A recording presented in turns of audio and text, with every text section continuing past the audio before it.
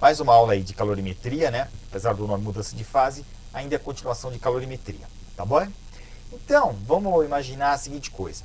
Um sistema vai receber calor. O que ele vai fazer? Ele pode fazer três coisas, tá? Então, basicamente, uma é mudar a temperatura. Outra é mudar o estado físico, tá bom? E uma terceira depois a gente fala mais pra frente. Mas, basicamente, o que a gente vai ver hoje é essa história da mudança do estado físico, né? Ou mudança de fase, tá? Então, quais são as fases ou estados físicos que a gente tem na matéria? Eu não vou entrar muito nesses detalhes, né, do que é cada uma delas, tá bom? O que é a fase líquida, o que é a fase sólida, o que é a fase gasosa. Não vou entrar, tá? Mas está aqui pra gente, né, a fase sólida, a fase líquida e a fase gasosa. E aqui as setas indicam cada um dos nomes das transformações. Quando passa do estado sólido para o estado líquido, é a tal da fusão. Quando passa do estado líquido para o estado gasoso, é a vaporização, tá? E aí, traz para frente, né, vamos pensar. Do gasoso para o líquido é a condensação ou liquefação, e do líquido para o sólido a tal da solidificação. Não vamos entrar muito em detalhe, né, porque vocês já viram bastante isso aqui em química, né, e lá viram melhor a parte mais das moléculas, e para nós aqui o que está interessando realmente é a parte do calor, tá ok? Então vamos lá. O que seria o tal do calor latente, que é basicamente a matéria que nós estamos estudando aqui? É uma quantidade de calor, né, então em calorias, que a gente vai fornecer para a substância para que ela troque, né, ou ganhar ou perder, e aí nós vamos perceber o que significa ganhar ou perder calor, né, para que ela mude de estado físico. No caso, vamos pensar, professor, lá na fusão, né, o gelo derretendo, que você estava falando. Então, vamos pegar só o exemplo aqui da água, né. Então, olha só, nesse caso aqui, para fusão, eu preciso fornecer 80 calorias para cada grama de gelo para que ele derreta, tá certo? Então, o calor latente tem essa situação. Ele é a quantidade de calor por unidade de massa, por grama, tá certo? Então, 80 calorias para cada grama. Se eu tenho 10 gramas de gelo, eu vou ter que fornecer quanto? 800 calorias. Se eu tenho 1000 gramas de gelo, eu vou ter que fornecer quanto? 80.000 calorias, tá certo? Então isso está relacionado ao quê? A quantidade de calorias por cada grama. Isso respeitando a temperatura ideal. Qual seria a temperatura ideal? O gelo, né, ele vai derreter, ele vai fundir a 0 graus Celsius. E se ele tiver a menos 10 graus Celsius? Então vai ser o videozinho lá do exercício que eu vou fazer, tá ok? Não percam depois. Logo em seguida desse tem o outro vídeo, tá? Então tá. Esse calor específico, calor latente, perdão, ele é ligado a várias substâncias diferentes. Eu vou olhar aqui, eu coloquei aqui algumas substâncias, álcool, água e alumínio, tá certo? Cada um tem um ponto de fusão diferente, que é a temperatura que ele vai derreter, né? Na água a gente sabe que é 0, e os vários valores do calor latente de fusão aqui, Percebam que nesse caso aqui a gente consegue verificar que o calor latente ele é específico de cada substância também. E mais ainda, de cada transformação. Opa, foi sem querer aqui. Né? Vamos lá. Vamos voltar. Estava aqui. Então vai. Dá para perceber aqui que a fusão é 80. O que seria a solidificação? O contrário, né? Eu vou sair do líquido e para o sólido. Nesse caso é menos 80. Por quê? Vamos tentar lembrar. Calor negativo seria aquele calor que é retirado do corpo. Então, ótimo, eu vou ter que retirar calor do líquido para ele virar gelo, tá certo? Tá nada errado aí na história toda, tá? E aí agora que a gente tem a vaporização, que é 100 a 100 graus Celsius para a água, é 540. Percebam, é a mesma substância, água, né? Mas aqui a vaporização, que é a mudança do estado líquido para o gasoso, ele é 540 calorias por grama. Enquanto que a fusão é 80 calorias por grama. Então vejam, esse calor latente, né, em calorias por grama, ele depende do quê? Da substância e do tipo de transformação que a gente vai estar fazendo, tá ok? Então vai, prosseguindo aqui. Essa equaçãozinha aqui, ela dá conta daquele produto que eu fiz lá, né? Olha só, já que eu tenho, lembra que eu fiz assim, eu tenho 80 calorias por grama e eu tenho 10 gramas. O que eu tenho que fazer? Eu tenho que multiplicar por 10 para obter a quantidade de calor total.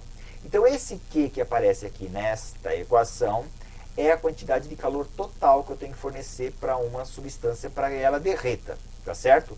Ah, mas que quantidade de substância que eu tenho? Ah, exatamente a massa dela. Então vai, a quantidade de calor fornecida para 10 gramas vai ser quanto? Esse valor 10 vezes o 80, que é o valor lá tabelado. Eu tenho que saber o valor de cor, professor? Resposta, não, tá certo? Tanto é que você percebe que nas tabelas anteriores, vou voltar aqui um pouquinho, né? Eu tenho aqui dois valores aproximados, ó, 80, que é o valor que a gente usa normalmente nos problemas, mas o valor verdadeiro é 79,3. Então a gente arredondou esse valor aqui, né? Vou fazer melhor as contas aqui e tudo mais. Então, esses valores você não precisa saber de cor, não. Normalmente o problema te fornece ele com o número de casas decimais ou a aproximação que deve ser feita. Tá ok? Então tá. Parece ser tranquilo. A não ser o seguinte, vamos tentar pensar na seguinte situação.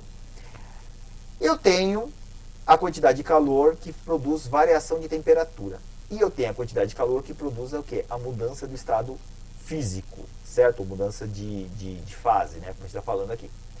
Esses dois calores são excludentes. O que significa isso? Significa que quando a substância ela está mudando de temperatura, ou aquecendo ou resfriando, ela não troca de fase. Puxa vida, então ela permanece na mesma fase, a fase dela é constante ao longo de toda a mudança de temperatura? Resposta sim. Tá? Mas e quando ela vai mudar de fase? Aí é muito interessante, porque será que o gelo, enquanto está derretendo, está aquecendo também? Resposta não. Ele permanece na mesma temperatura de 0 graus Celsius. Então, enquanto o gelo estiver derretendo, a temperatura dele não muda. Ou seja, ou você muda a temperatura ou você muda o estado físico. Esses eventos eles são excludentes. Ou ocorre um ou ocorre outro. Não dá para acontecer os dois simultaneamente. Né? Caramba, a gente vai ver de novo no exercício lá. Então olha só para que a gente veja aqui. Esse exercício eu vou fazer na lousinha depois, tá? Então olha só. Vamos imaginar que a gente tem uma quantidade de gelo a menos 20 graus Celsius. E eu quero transformar ela totalmente em vapor, né? Então eu pego lá, ponho o gelo, né, dentro de uma panela, ponho no fogo e começo a aquecer esse gelo, tá certo? Ele está a menos 20 graus Celsius. O que vai acontecer? O gelo vai aquecendo, depois ele chega na temperatura de 0 graus Celsius. O que acontece? Derrete, depois vira toda a água sobe temperatura, começa a evaporar, vira vapor, até que toda aquela água, né, evapore e não sobre nada na panela.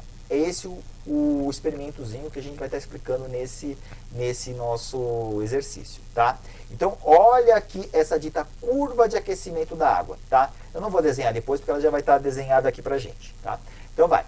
Eu tenho aqui menos 20 graus Celsius, que é a temperatura do gelo. Então, vejam que, de certa maneira, enquanto eu estou fornecendo calor, essa reta aqui é interessante, eu estou fornecendo calor, ele vai fazendo o quê? Ele vai aquecendo. Mas esse trecho aqui, ó, ainda é gelo. Ah, professor, mas eu estou esquentando o gelo? É, exatamente, você está esquentando o gelo. Ele só vai derreter quando ele chegar a 0 graus. Quando ele chegar aqui a 0 graus, né? Cadê? Perdi o mouse aqui.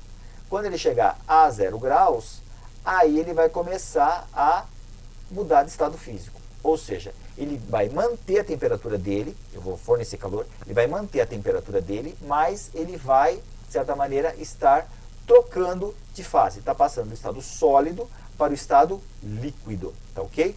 E aí até que todo o gelo seja derretido, aqui neste ponto aqui, todo o gelo já está derretido, e a partir daqui o que acontece? Você só tem água, e essa água começa a aquecer, aumentar a temperatura, até chegar a quanto? 100 graus Celsius, que é a temperatura que a água entra em ebulição. E a partir daqui, a água começa a evaporar. Percebam que aqui no meio aqui desse patamar, esse aqui é o nome, né, dessa reta horizontal aqui do gráfico, que a gente chama de patamar, né? No meio disso daqui eu tenho o quê? Igual quantia de água e de vapor, tá certo? Até que eu vou chegar bem aqui nesse trecho E. Nesse trecho E, todo o meu vapor toda a água se transforma em vapor. Só tem vapor aqui. Então o que vai acontecer? Aí se eu continuar aquecendo o vapor, né, que não é o caso, porque ele vai, no caso da panela, ele vai sair para fora da panela, né, eu continuo aquecendo esse vapor, se fosse o caso, tá certo? Então esse aqui é a curva de aquecimento da água. Eu não vou falar, né, mas fica implícito que a curva de resfriamento é a mesma coisa. Se você tem um vapor lá a uma certa temperatura, você tem que resfriar o vapor para aos poucos ir retirando o calor dele. Isso é muito importante, que nesse caso a gente sempre retira o calor, né? Ele vai passando para fases mais próximas do sólido. Então ele vai do gasoso até o sólido. Ele vai fazendo o quê? Resfriando, né? E aí até que chega a 100 graus Celsius. Nesse caso eu vou retirar, ele não vai resfriar, e sim o vapor vai se transformar em água, e assim por diante até chegar na temperatura aqui, né, do 0 grau, e a partir daqui ele solidifica, tá certo? Então não perca, né, o exercício da nozinha aí. Eu deixei um exercício para vocês fazerem aí sobre fases, né, da água, exatamente. Só para lembrar que tudo isso que eu falei, né, de 0 grau e 100 graus Celsius, isso só vale para temperatura, desculpa, essas temperaturas só valem para a pressão atmosférica, tá? Para 0 atm, 1 atm, tá bom? De certa maneira, se a gente aumentar a pressão, você está mudando essa situação toda, tá? Mas isso fica para o exercício que eu deixei aí, que vale para nota, né? Não esquece não, tá bom? Então depois, vamos para a lousinha agora, tá?